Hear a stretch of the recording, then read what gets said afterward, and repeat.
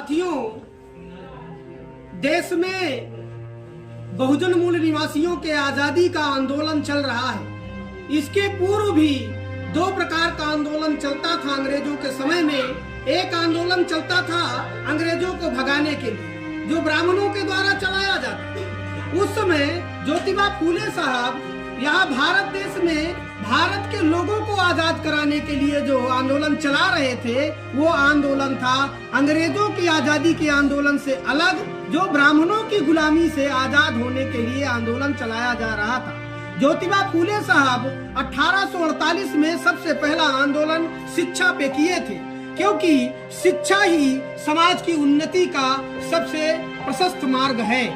शिक्षा न होने की वजह से ही हमारे समाज का नाश और विनाश हुआ था।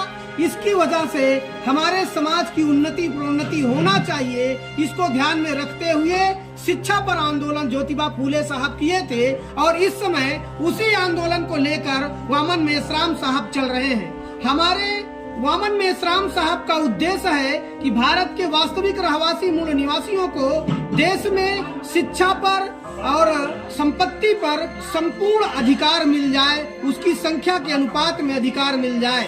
अगर संख्या के अनुपात में शिक्षा और संपत्ति में अधिकार मिल जाता है तो निश्चित तौर से समाज की उन्नति हो जाएगी।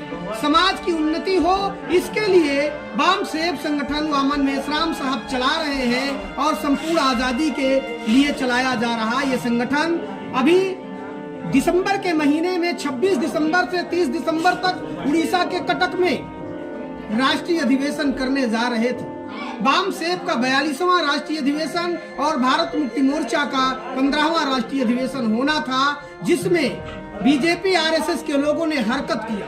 हरकत करते हुए 2 महीने पहले जो कागज का कार्यवाही पूरी कर ली गई थी, उस कार्यवाही को निरस्त करते हुए, परमिशन को रद्द करते हुए इन्होंने कार्यक्रम को रोकने का काम किया, जिसके विरोध में वामन मेश्राम साहब का ये निर्णय है कि हमें आरएसएस हेडक्वार्टर का घेराव करना है। नागपुर 22 फरवरी को चलना है। 22 फरवरी नागपुर आरएसएस के हेडक्वार्टर के घेराव के कार्यक्रम में हम लोगों ने आज राष्ट्रीय क्रिश्चियन मोर्चा के बैनर तले सभी लोगों को तैयार करने और चलने के लिए बातचीत किए। इसके संदर्भ में कौशाम्बी जिले से हम लोगों ने 150 लोगों की तैयारियां पूरी कर ली।